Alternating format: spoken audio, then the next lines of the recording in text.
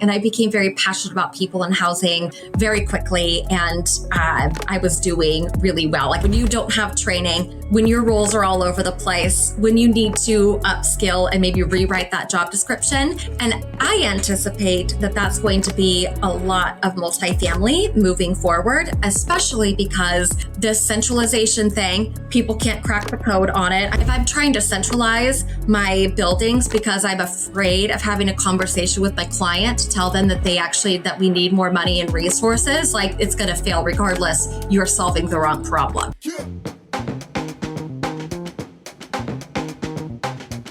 Okay, welcome to the Digible Dudes Podcast. I'm David. I'm Nicole. I'm Reid. Nicole, guest joining us for this episode. I think we have a goal to get you on here. Oh, we just said more. We didn't say how much more frequently, but We don't have a goal, but I'm excited to be on more. we're excited to have some more life in the studio. Although it does get more cramped in this room when you're here. Not that you take up a lot of room. I'm just saying. I feel like the temperature got warmer, which I was excited about because it was freezing when we first started having tea. But I'm like, maybe three of us in here. Yeah.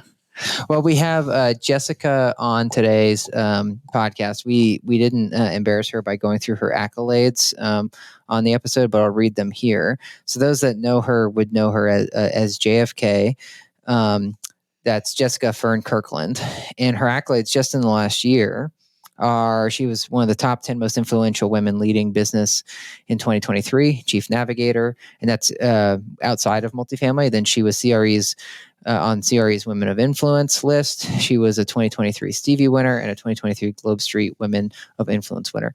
So, she's got a lot of clout to her. And we did not know her going in. Trevor, our VP of marketing, has known her for some time, but had invited her on. This is our first chance to get to chat with her. But it's interesting as anybody that Trevor's booked for us so far, they have so much depth. And I actually took a note. I was like, Trevor, let's make sure we book more time, even if we have to do 2 episodes, like break up a conversation into 2 episodes, because I think it was about 30 minutes into this conversation that she just started slinging what I said were hot takes. And I was like, as Reid, you point out in the episode, you're like, is David going to unpack that one or are you? And it's like, we don't even have like the space to get into some of these. They're so big. Yeah, I think with those in the industry with this much depth, it would be good for us to just focus on a specific topic. Like we could have and probably would have loved talking about decentralization.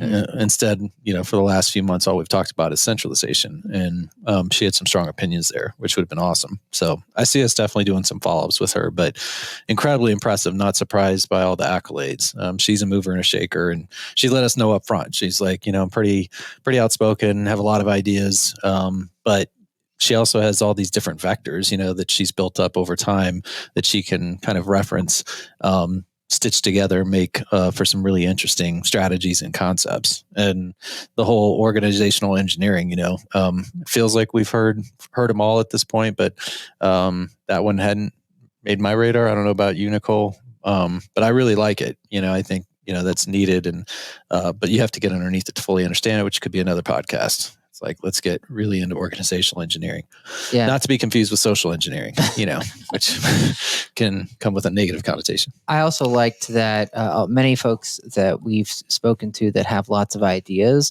don't reference as much of the research as she did. So during this conversation, she referenced a lot of the research that she had done to arrive at these ideas. So, and then she would call out when she's like, I have a theory on this, but it's not quite proven yet. So I thought that was really helpful. It's kind of like showing your work or like referencing, notating. I'll share what I thought, like one of my biggest takeaways, and we can just go around. But one thing that she said that I immediately clicked for me, she said, when you work on organizational change, if people lack trust in who is driving the change or clarity, they will prepare for the worst. And it's like, I find myself doing that a lot. So if someone on our team is, I don't know, we're no longer going to take plane flights anymore. I immediately just my mind goes to the worst. It's like, okay, I lack clarity on what exactly we're doing. If we're not taking airplanes, to Napa Valley, does it mean I got a carpool? Are we driving separately? Is it a Greyhound bus? And so I just find myself like going down almost that like whirlpool of thought. And so she just made the point that when you're working through organizational change, you try to make sure you have the trust, or make sure you provide lots of clarity. It sounded like a both together thing, which is another area I would have wanted to dive into, but it was just helpful for me to realize that, oh shoot, I do find myself doing that if I lack clarity or trust in who's executing. Totally. Yeah. I think that was super helpful, because then she made the point that if you don't do that, then you'll start having that like negativity or confirmation bias, where you see all these examples that are then validating your negative connotation of the change, which in turn can then hurt the change and cause it to fail and not be implemented successfully. So I thought that was it's one of those things that once you give language to it, looking back, you're like, yep, that makes a ton of sense. But if you don't have that going up into it or going up front, then it's hard to give the space and awareness to. Like she used that word awareness a lot as well. Mm-hmm. Well, do you have a big takeaway? I agree with you guys. I mean, I think we went very wide, but not like super deep. So I think there's a few different episodes that we can pull out to say, okay, do we want to hit on that thread? I love the organizational engineering. I love that she, is speaking at Redcon on organizational transformation. I think it's so unique in this industry because she has the industry background and then the organizational psychology degree. So someone marrying that together, I think, is super valuable. I also love Jess in telling her story. She started with like her childhood and her why. I was like, we could go down a Simon Sinek thread here on like her why, on like home being your safe haven. And it starts with the home and how much she's doing to give back to her community. So that hit me very hard early on, where I kind of wanted to latch on to that, but now, feel like we can kind of come back to that. So I loved how she set it up. I love her story, her why, how she's taking forward and carrying those threads into what she's doing now. And I think she has a ton of great experience I would love to dig deeper into. Yeah. As we were talking organizational engineering, my biggest question for her that I didn't get to ask, but is what's the distinction between that and change management?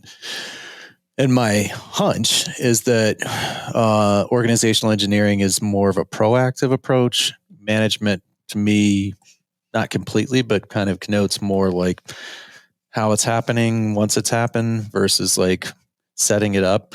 And that may not fly, but just really want to know where that line is between engineering and just basic change management.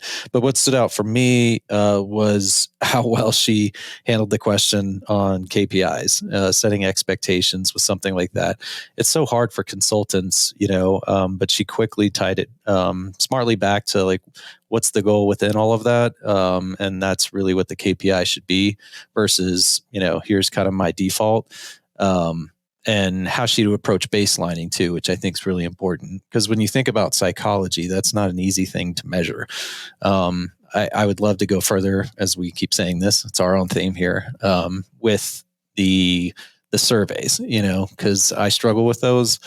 So I'm curious what other methods, but she did offer some examples of some other ways that she gets at that, that I thought would be really valuable for people, either getting ready to go under some change, or perhaps onboarding, some technology, which is pretty common these days in our industry. Yeah. Well, she's got so much energy. I'm almost surprised we haven't bumped into her at different conferences. I have seen her. Oh, okay. I have definitely seen her, and I think either both LinkedIn and in person, but I think both. Mm-hmm. So it is kind of wild that we've never spent time with her. So glad that Trevor made the introduction, and I'm sure this is one relationship we'll build on. Yeah. Totally. Cool. Well, if you guys find any of those topics interesting, then stay tuned. Okay, we're here with Jessica. Jessica, why don't you go ahead and introduce yourself and what it is you do? Thank you. So my name is Jessica Fern-Kirkland. Most people call me JFK, and I like long walks on the beach and a nice glass of red. I am what I like to call an organizational engineer, and it's a new term that I just made up. And I help businesses standardize, streamline their operations, especially in the multifamily space. Have had a pretty awesome career doing many things in multifamily, from frontline positions to learning and development to operations, most recently president of a management company, founder of another, and now I am doing some contract work in the organizational engineering space that I absolutely love. I love organizational engineer. Reid, when's that going to make the org chart? Talk to the CXO. I was going to say, I'm adding it right now. Sounds amazing. We need that. Well, Jessica, you have quite the background. We were talking a little bit about it before we hit record. Why don't you just give us maybe, I guess, an overview of your journey, starting, as you were saying, as on-site and then moving up, and then we'll just dive in where it feels worthwhile. Love it. Yeah, my journey started in multifamily about 16 years ago. And myself, much like many of my other peers in the industry, I didn't mean to get into property management. Nobody ever means to. You either need free rent or it's convenient or whatever. Mine happened very similarly. And I ended up working at the same property that I lived at as a leasing professional. And I wasn't sure what I wanted to do or if it was for me. And I just remember my very first weekend leasing apartments. And I was so proud of myself. Looking back, I probably violated every single fair housing law ever. They're like, what kind of people live here? And I'm like, oh, there's elderly in that building and families over there. You don't know, I was just in the zone. But ended up really loving it. I have ADHD, very proud of that. It's my superpower. And it was different every day, learned very quickly and moved up the ranks. And when I had my daughter, I had my son already. I took about 5 months off and wanted to find a new zone to land. And so I interviewed at a community at FPI management that was affordable, only done conventional first. And I'd never been a manager before. I had been an assistant manager. I'd been an acting manager. So this was a community manager role. And I'm so excited. I've got my leasing binder with me of my market survey, my 100% perfect shop score, because it mattered back then, that was a thing. And all these community events that I did. And so I show up to interview, and my regional manager, he takes one look at this binder and he was like, you're not going to need that here. I was like, okay, I guess this affordable space is a little bit different. And it was. And I really enjoyed that experience. I really enjoyed my time at FPI. I was doing some part-time training, which ended up moving me into a corporate training role that I grew up a little bit in. But working in affordable housing, I was more passionate about it than I realized. I had a great ownership group, and we really did a lot of great work there. Much of that work I still very much enjoy. In the chair of the Human Services Commission here in the city of Covington, and love breaking barriers to provide people with access to just basic needs. It's something that's really important to me. Home, where we call home, my dad always said, take care of home first. And I don't know as a child or even a young adult if I knew what that meant. And now as mom of 2 kids of my own, home is your safe space. That's where you land. That's where you grow. That's where you develop. And there's all the research in the world you could possibly want about how important housing is to people and children and their socioeconomic growth and all of those things. It's really, really important. So I knew very early on that housing people and providing quality housing that people could be proud of was really important to me. So being able to do that on a broader scale, once I moved from community manager into the training department in a corporate role, that was part of my goal, was to help enable people through environments in which they could thrive to do what they do best. As multifamily professionals, we take care of the way that people live. We do. And it seems there's a lot of things in there, but at the end of the day, that's what we're doing. So I was able to write training, deploy training. I started speaking, which was wonderful. Started locally here in Washington. The Washington Multifamily Housing Association just kept inviting me back to speak, even though I was probably saying crazier and crazier things every year, which turned into some opportunities at NAA to speak, and spoken at Disney World and all sorts of great places that I'm very grateful for, because I'm not afraid to say what needs to be said. I think that makes me a little bit different and made me really good at the role I was in. I've always been able to kind of drive change. And so I'm noticing these little things about myself as I'm growing. And when I left FPI, I was senior director of learning development and operations. So policies, procedures, helped through COVID, which was a blur. I mean, I got so much experience there. I mean, at that time, I think we were in 15 states, and I was helping understand the legislative requirements, deploy that out to the sites. I mean, it was nuts. Anyone who worked in multifamily during 2020 doesn't even remember that entire year. I can't believe it's been 4 years ago. I still get triggered by certain forms. And so I was ready for a change after that. I left and went and worked at Grace Hill as a product manager. So I went into the tech space, fell in love with it. Meanwhile, I'm getting my degree in organizational psychology, which I loved. And so marrying those two things, I was definitely a product manager in a previous life, mirrors my engineering side. And now I'm infusing this science-based psychology and just starting to drive things forward. Through a consulting opportunity, I met with the individuals who hired me to be president of their management company. And I don't believe in limits. I set my whole life up just to be limitless. So that way, when opportunities like that present themselves, I'm like, let's go. I've never been a president of a management company before, but why not? So I gave it the best 7 months I had before it was acquired by a larger company, and did a lot of great work there, transformed the business. We got the ship point in the right direction. There was a lot of work that needed to be done. And afterwards, had just started my own consulting practice, which I had, but hadn't really moved it forward. Been working with a lot of technology companies. They want to understand multifamily. So because I've got kind of that operator tech brain plus some, really crazy theories, it worked really well for the clients I was partnering with.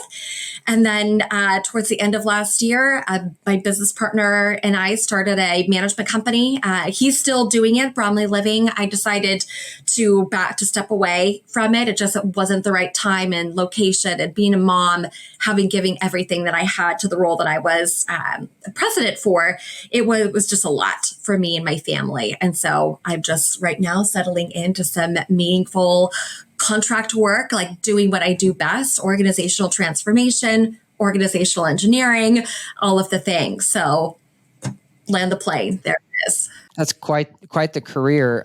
My first question would be, when would you say you knew this was going to be your career? As you said, you got into this as everyone gets sort of accidentally pulled into multifamily, it feels like. So when did it click for you that you're like, oh shoot, this could be a career?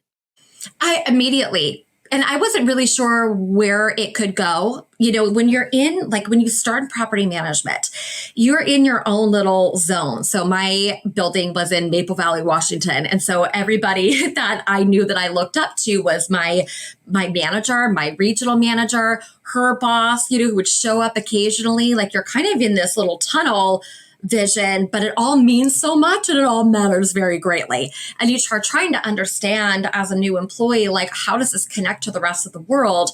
What I started to realize was that all of the random jobs that I had from automotive, I actually went to college for automotive right after high school. A lot of people don't know that about me. But my technical service skills there to my sales skills when I was sales manager at 24 Hour Fitness, they all made sense. For some reason, whether that was resident engagement, customer experience, sales, whatever, I had all of these little skills that meant something. And the more I kept applying them and the more that I kept trying, the farther I was able to go. And so I knew that I didn't necessarily know where I was going to end up, but I've never been in an industry before that not only rewarded people who didn't have a traditional education, but you can literally go as far as hard as you're willing to work. And that I knew I wanted to be a part of. Yeah, it's interesting because I think there's some benefit there in the fact that last I counted, there were only 6 multifamily college programs in the country. Therefore, there's not enough education to say you're professional here, but it's interesting. What do you think? Could you put your finger on maybe what was the difference then with multifamily versus automotive or the fitness space, and why you felt that career possibility versus there? And maybe it's just the role models that you mentioned. It sounded like you had really good role models. Yeah, I did have good role models. I think it also, I identified with it more. It was more meaningful and significant for me with housing, and being able to see people through, I'm stuck with you for 12 months. if you lease here, I'm going to have to deal with you, so it was a different experience, being connected to people and building those relationships. You don't really get them in kind of like a turn and burn industry. While the automotive service industry was great, I don't know if I was really passionate about what exactly I was doing. And I became very passionate about people and housing very quickly. And I was doing really well. Like I felt like I could be my authentic self and bring the parts of me that were really creative and innovative and share my ideas and actually contribute and make a difference. I was getting a lot of personal fulfillment from there too, where I had not otherwise in the other industries. Yeah, I understand what you're saying. Well, Nicole, you would be passionate about maybe not being service on automotive, but at least giving Jessica your service, meaning, Jessica, please schedule my oil change, because that is not something you like to do. Yeah, definitely not.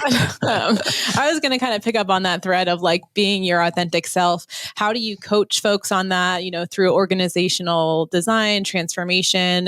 Change is scary for a lot of folks. And so I'm curious with, the degrees that you have. I know you mentioned that you're speaking on an upcoming session at RecCon, which is super exciting, but how do you foster that innate ability to show up as yourself and contribute as your true being while also like dealing with a lot of adversity and change? Yeah, that's a great question. And I'll compartmentalize it a little bit, because I think in order for me to have gotten in a space where I could do that, I mean, yes, my characteristics and traits were started to show up authentically, but I still 100% very much cared what people think. Like when you want to grow, like you are trying to manage those perspectives. Like you want to look and appear a certain way. You want to do a good job. Like, that's your professional life. And so starting really young, I'll be 38 this year, but I started 16 years ago. And so I was younger in my career and just in my life and with my family. I was not necessarily in a space where I felt like I could show up like 0 F's given, like I am today, like having done what I've done. I've always had the mantra, integrity always prevails. And I've held on to this core belief for a very long time. And it's one of the things that continues to ground me in situations as I've grown up that ladder. Like you're in more situations that could test that integrity, and that could, where you might want to, bend on the things that you believe or bend on your values because that's the popular decision. And I think during those moments is when I really started to lean into what I knew was right, be able to separate a personal opinion from what's the best business decision and exercise that and be able to speak in a way to help folks make good decisions by making them aware. So ability to create awareness of what's actually going on was something that I picked up very early on because of that value of mine. And I've walked away from situations. I've walked away from opportunities. I've walked away from promotions because I just refused. Like I have to sleep with me at the end of the night, right? Like I have to lay my head down. My kids are watching me, and I want to be able to know that I'm always doing the right things. So that was, it still continues to be critical, because without honesty and trust and ethics, and good leaders are good examples, it's really hard to create environments where people are going to look at you and say, but you're not doing that. Or, but I don't trust you to walk me through this process. Or this is the most confusing things I've ever done, and I don't know whether or not you're going to do what you say you're going to do.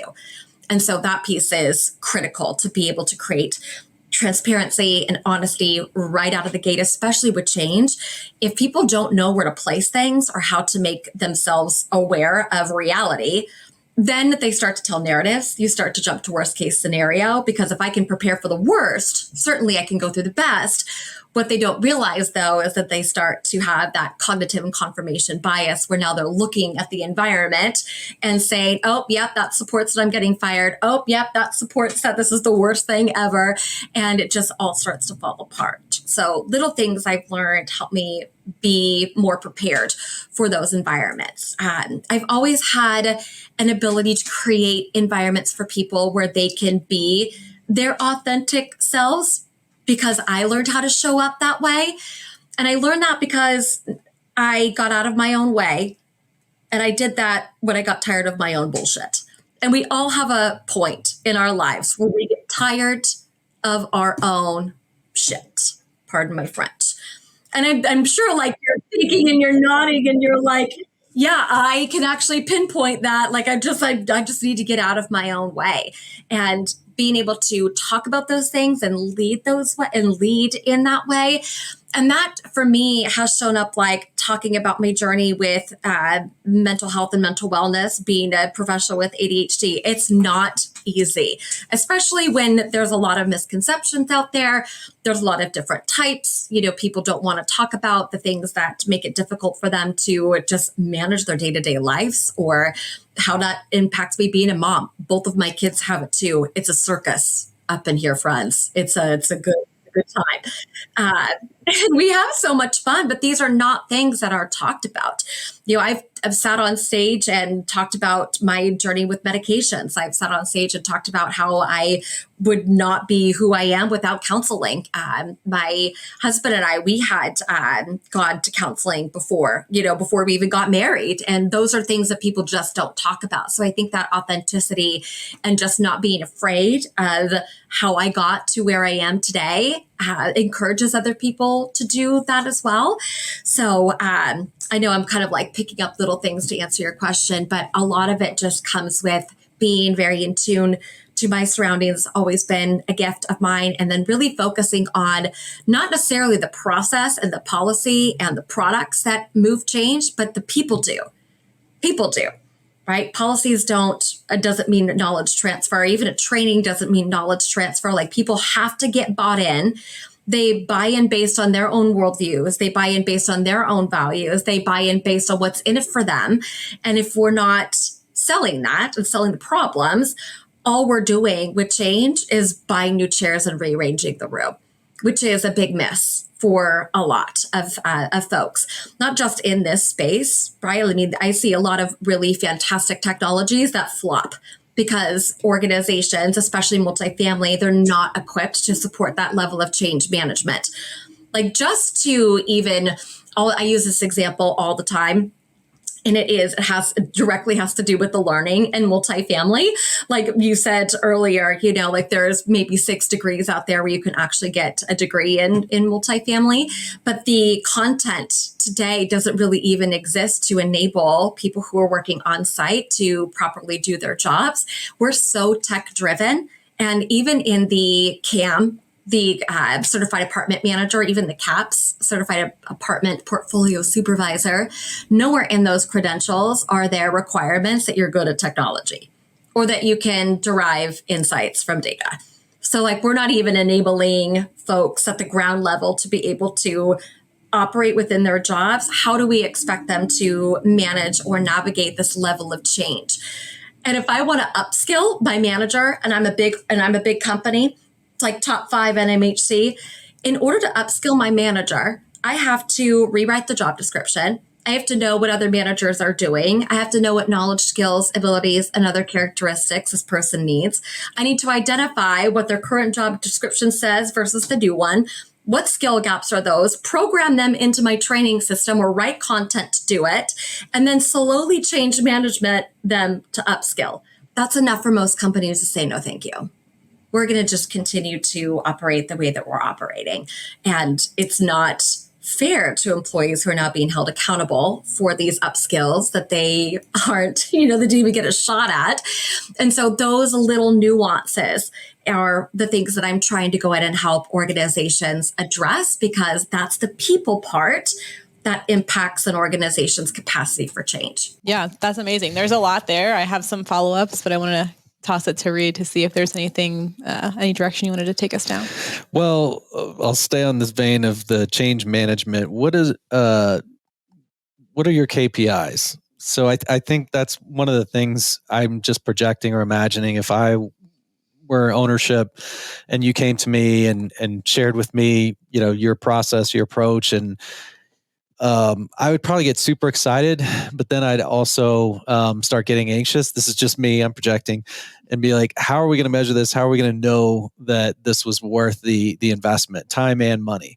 So how do you approach that? And does it translate to some specific KPIs? Yes, it absolutely does. And that's actually one of the number one thing that people forget to set when they're implementing change. It's like, how are we going to measure this?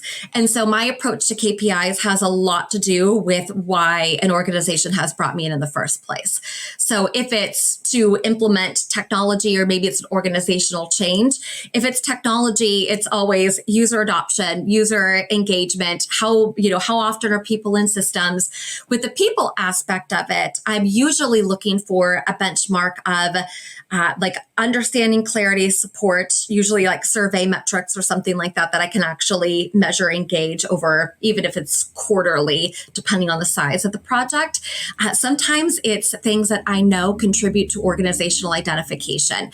So the stronger I believe in my company, the stronger my organizational identification is. You tend to see less missed days of work. So you see, lower absentee rates. You see people actually taking their vacation. That's another really good sign that you've got strong organizational identification. So I want to see, where is that now? Where is it as we start to navigate this change, and where are we going through? Another one is performance problems. Are we experiencing a higher number of performance issues? And is that because we don't have training on how to do that, or what was the communication going in? So one of the things I try to do in the beginning is just kind of get an understanding and really feel where the organization exists today with their communication, transparency. Like, I want to gauge, and you can actually measure an organization's capacity for change. Like, how are you communicating? How are people going to know that this is happening? Where are the reminders? Anytime a change happens, that's a habit change, and it takes about 14 to 21 days for you to see that. And so those are little KPIs, but a lot of them have to do with why the organization would be changing or implementing something. There's always a problem there. So what's the problem? Because I would want to put in a lot of metrics and measurement that's both people orientated, process, and product orientated to help measure those things along the way. Yeah, no, that's awesome. Super thorough answer. I asked that from a lot of our guests and don't always get something so laid out or buttoned up. So appreciate that. You mentioned technology a few times. I'm going to assume that's one of the more common themes for you, or the work that you've done and the work that you'll probably continue to do. Are there any other areas of change that have become themes or patterns over the last few years, or as you look ahead, that are pretty typical within multifamily beyond tech, or maybe just give me a little more depth in tech if that's where you would prefer to focus? Sure. Yeah, I think tech's the easiest example because it can look, you can repeat and scale that process. But the other space that I'm actually working in right now is just with organizational structure change. So when you don't have policies, when you don't have training, when your roles are all over the place, when you need to upskill and maybe rewrite that job description. And I anticipate that that's going to be a lot of multifamily moving forward, especially because this centralization thing, people can't crack the code on it. I have that's like a whole other episode on my approach to that, like the future of multifamily, because I actually think that centralization is the wrong way to go. It's more decentralized than centralized.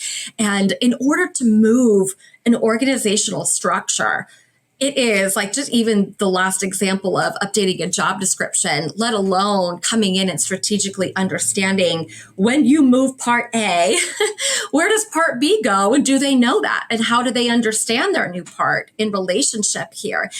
While not losing money, while controlling vacancy, all of those things. But I think as an industry, everybody knows it needs to happen. The roles that we have today are not the roles that are going to be relevant tomorrow.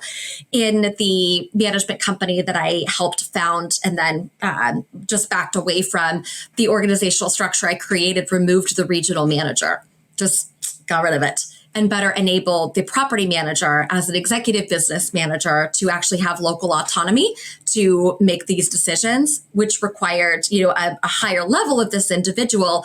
But because it was function based and not like regional, local based, like we see in a lot of organizational structures in multifamily, we could bypass the traditional learning requirements that were multifamily specific, because when you hire for function, accounting, operations, things like that, you can hire anyone with that background who's going to apply a multifamily lens. versus the opposite, where you've got a multifamily person with an accounting lens. That's been a recipe for disaster, especially as we add new technology.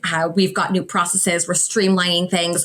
We're taking people who have one exposure and experience and worldview who don't even know the other available options out there because they don't have that background. So we lose innovation that way. And because we're not even forcing or trying to go through the change route, we also lose a lot of the creativity that comes with this kind of gray period between when you are going to stop doing something you used to do and you're going to start doing something new. That gray period, it's really where you want to be creative and pull on these different ideas. So yeah, that organizational structure piece is going to be a big theme. I think there's a lot of people attempting to take that on. There's not a ton of people with like that organizational psychology approach, which has been very, very useful. There's been so many times in the last few months, I've like pulled out my old research or something that I've done because it's been very, very helpful with some of the projects I've helped some companies with. Well, I saw your comment about decentralization, getting David's notebook open. So I can't wait to hear his follow up on that. But I just appreciate we all do, the contrarian, we'll call it, viewpoint there, because the industry does seem really swept up right now in centralization. And I love to hear just one person say that maybe this isn't the right strategy, or if it is, we aren't talking about it the right way. So I think we'd both love to unpack that a little bit more, but I don't know if you had a specific question, but I know Nicole probably had a couple others that she wanted to squeeze in. I was wondering, I'll hit this and then I'll pass back to Nicole. I was wondering if we need like a sound button for hot take alert. Cause I was like, actually, is this too hot takes? You opening your notebook that fast. I know. That's the hot take alert. That was my hot take alert. Yeah. Well, Jessica, maybe just unpack it, as Reid was saying, a little bit more for us, centralization versus not. And then I don't know if that's how you got to that different structure of removing the RPM sort of like middle layer. So yeah, just give us some more food for thought on that. That's interesting. 100%. Yeah. And I think I'm a habitual problem solver. Like I love to organize chaos and my brain thinks in weird frameworks and all of that stuff. And so when I have looked at multifamily, and I actually have done a lot of research on how did multifamily become multifamily today? One of the things that I know for sure is that when you are problem solving and you keep solving the same problem and it keeps coming back, i.e. centralization, you've probably solved the wrong thing. And I think when I look at why people are attempting to centralize, it's payroll, it's resources, it's cost. There's a couple things in there that like you almost have to remove as variables that might not even solve the right goal or solve the right problem. For example, if I'm trying to centralize my buildings because I'm afraid of having a conversation with my client to tell them that that we need more money and resources, like it's going to fail regardless, you're solving the wrong problem. So you almost have to like get out of your own way there. Like that's like get tired of your own BS and say like, all right, I got to level with myself. Why am I attempting to do this? Is it because everybody else is doing it? Is it because I'm afraid to ask for resources? Is it because I'm being forced to? That's where change fails, when the individual who's implementing that change doesn't buy it. So that's been really interesting to take a look at. But as I studied and did some research on like the history of multifamily, it actually starts out where the property manager they're running the show, and it makes a lot of sense, right? Like we're hiring people to run multi-million-dollar businesses, but like you can't approve your own invoices. I mean, like that makes sense. Like I have to get approval if I want to spend over $500, but I've got the keys to the castle. That makes zero sense. That sometimes is indicative of organizational trust. Like, man, maybe we might need to hire better people if I'm not going to trust you to manage, your own financials. But yeah, you've got access to people's social security numbers. All of this stuff will trust you to do this, but not this. So as an organization, where are we? And are we trying to centralize because we're covering our own fears? Like it ends up getting like, there's a lot in there. So as the industry is growing, and we've got legislation is actually a big driver of change in multifamily. So as things like the Fair Housing Act are coming up, and as, ADA starts to get stronger and all of these building codes and regulations, now we need more people to review. We need more people to have oversight. Clients are trying to find ways to have a more diversified portfolio that's also cost effective for them. Insert management companies, where before it might have been one individual, now we've got management companies who are doing these things, which interesting to see, like the break even point, where before, like even when I started, you could have a successful portfolio as a third party manager with maybe 5,000 units. I mean, today it's about 20,000 units you need as a management company to break even. Like, that's insane. That's crazy. And when you look at all the M&A that's happening in this industry, like, it's no wonder people are trying to get to that profit margin, because in third party, you don't make a ton of money. There's not a lot of room. I mean, you can bill back for things, ancillary income, whatever, but it's still, you're only getting a percentage as a management fee, and there's only so much you can bill back.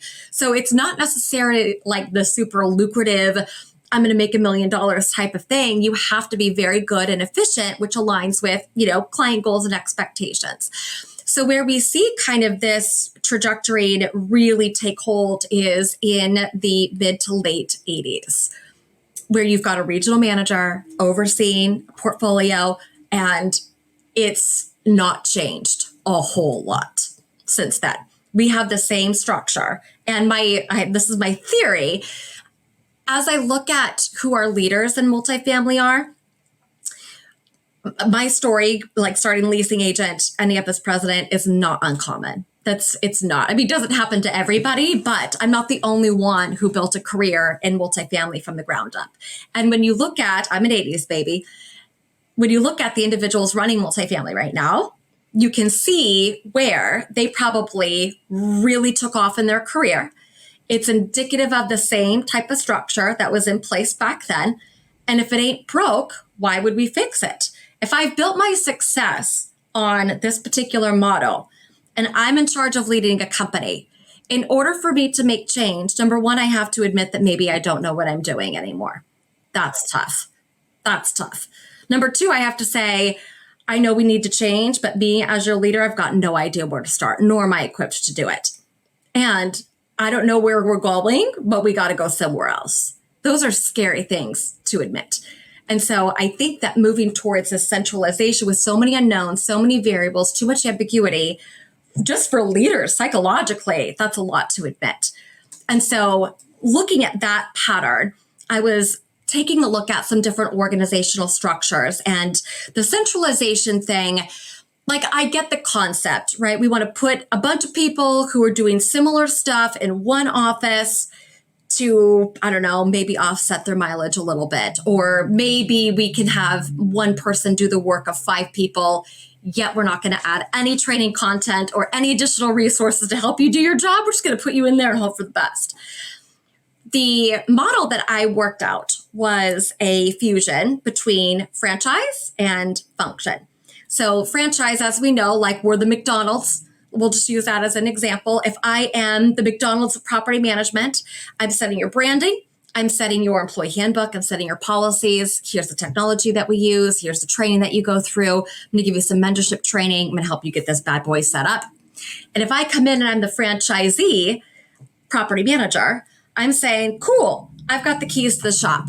That means I'm responsible for the hiring, the decisions, answering to my client, because we know how thorough portfolio managers are able to be with their clients when they call them off the cuff because they're managing 5 buildings. We know they're super thorough and detailed and set up for success.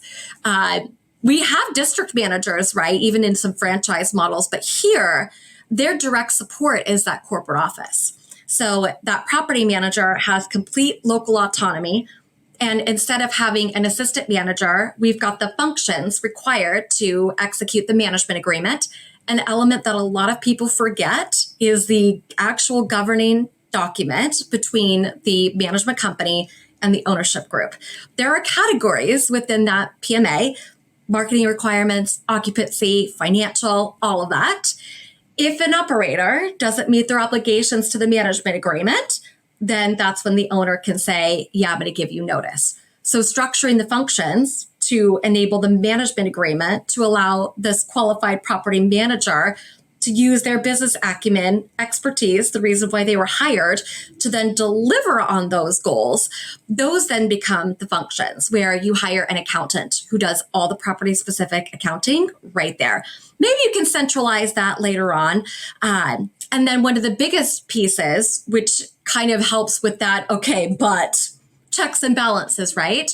You've got a level of compliance that's at the property management company level, where if I am, I own my own business right now, I have to report to the state, right? There's certain documents I need to submit. And if they're not perfect, like there's consequences for me. It's the same kind of thing. So when they're submitting the property manager, when they close their own books on site or they're, adjusting ledgers, getting ready for month end, it goes up to compliance, who is savvy and familiar with the ownership specific goals, who can have that kind of mindset and checks and balances. Then it's more streamlined and oversought, and we get to reduce all of the back and forth between the regional manager and the property manager. Client has direct access to the person who knows how their property is running and how to do it best. We can bypass training because we've got people with skill set. There's education all over the place on accounting or sales or marketing, whatever. And we're able to functionalize and specialize these roles. But removing that property from a portfolio is more decentralized than it would be taking a bunch of people, throwing them in an office to now look at 4 different buildings.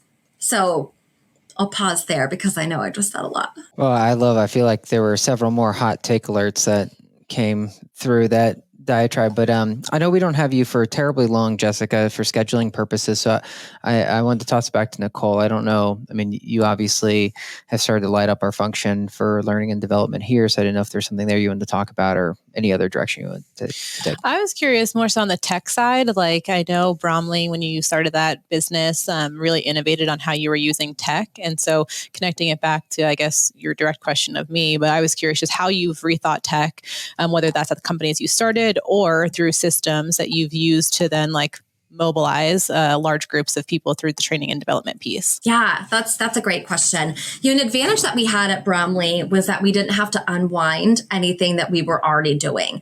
If you look at the bigger management companies today, a couple of years ago, we got really excited about technology and we just threw products at problems.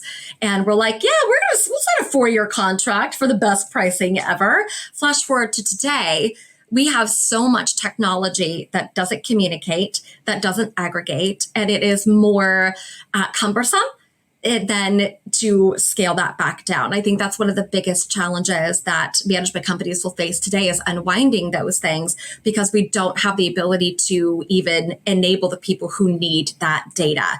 Data is only as good as the people who interpret it.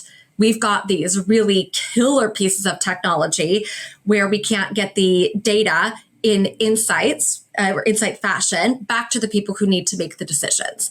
So what I have found is, and what our advantage was at Bromley was that we didn't have to unwind any contracts. The average company asked their property manager to look at about 41 dashboards a day. 41. We had 4 dashboards because we picked the best technology that worked for our business case, that was agile, that was flexible, and would communicate. There are still companies out there that don't play nice in the sandbox. The API rules, regulations, and it's almost become a buzzword where when you really understand the importance of something like that and how communication pushes and pulls, I've gotten rid of technology providers just because their API isn't robust enough. And it's in a space where there's some of our, especially the property management operating software systems, your Yardies, Appfolio, Resman, and Trada, they're kind of playing around in this space and seeing what would it look like if we did more data sharing. That's the biggest piece. When I just helped a company outline their training schedule, and even from the provider that this company is going to use to do their on-demand training and kind of do their learning management, nowhere in there was the predictions of about 5 hours of software training or in onboarding that an individual needs just to get up and running. Like if you're a brand new employee, you need software training, you need payroll training, you need, if you're used to using Outlook and now you're using Google, there's G Suite training. You need whatever communication, if it's Gmail or chat or Slack or whatever. There's so much technology out there. It's like, it's overkill. We're tucking the fun out of it is what we're doing. So scaling back is critical and being very strategic about what's solving your business goals, not just today, but for tomorrow. And identifying, do we need a switch? And it's expensive to do that sometimes, but being very strategic about what's serving your business goals and what's not, and not being afraid to pull the plug on a project that's not working if you need to. Yeah, that's great. I mean, that's something we're talking a lot about. I know we flagged it for in our last quarterly planning. It's like, when do you just cut bait? And, how can we put some more metrics in place so that we know when to move on? Granted, there'll be great learnings from that we can implement moving forward. But not making those decisions also really hurts the business in the long term. So I think that's a great example. And I think the other big piece, especially with that, like when you're scoping new technology or even with change too, is making sure that you are including the end user's perspective. I can't say that enough. It's the number one miss. Like I'll go in to do some brainstorming with the company that's, you're all around the table. You've got your stakeholders, your project plan. It's like, where's the end user? Because you're going to have problems. Is this going to work in real life? Like, where's the community manager? Where's the maintenance supervisor? Where's this person? Like, you guys are cool, but you're not going to be using it. So including that in the perspective is critical. Absolutely. Real quick question on the technology side of things. How much are you building relationships with both the technology provider and the organization, or is most of your work focused on the organization? They've chosen, let's say that they're going to onboard AppFolio or whatever. Because I feel like there's a big opportunity there to be the bridge. So is that part of your sauce, I guess, or do you spend most of your time with the company that's undergoing the change? So it's either or, but yes, you're exactly right. So one of the things that I've not had the opportunity to do it, but I do have relationships established. I actually will connect with technology providers and offer to be their tag-in for management companies that want to implement some of these big solutions but don't know where to start. So whatever capacity that might look like for them, the ongoing relationship will end up being with the organization. But I've not had one technology company say this is a terrible idea. So essentially what I do with them for the people I've got partnerships with, because I won't do it with everybody. I want to be able to back the technologies that I'd be helping implement. I get to know their setup. I get to know their onboarding. I get to know and predict all of the things that a management company might have a problem doing. Because for the tech companies, if that change management doesn't go well and that handoff, right? Like you've got your sales and it goes to implementation, then it goes to account management. Where that handoff occurs after implementation to account management, account managers don't have the same skill set as implementation managers, right? And so when the end user got 2 sessions of training, which is not knowledge transfer, they didn't get to practice, they didn't get feedback, they didn't get additional training now that they've got context, that just looks bad on the technology company. Y'all get the blame. They're like, well, this sucks. It's not working. No one's using it. It's like, well, they don't know how. They don't know how to use it. And you didn't assign someone to say, hey, you didn't log in today and you just go log in. Those little things that get missed. So there's a lot in it for the technology companies. And then for the management companies, if you're going to invest all this money into a tech that's really cool, that could make a difference for you, but you're not sure how to land the plane, let's get that done. So that way this is actually impactful for you. So it goes both ways, but most of my relationships start with the technology companies. Yeah, makes a lot of sense. Well, Jessica, I know we got to let you go. If someone wanted to get in touch with you, what type of topics would you be best to reach out to for your consulting business? Like, where are you a good fit, and how would they best be would you like them to get in touch? Yeah. So I have a website. It's einsteinsolutionsconsulting.com.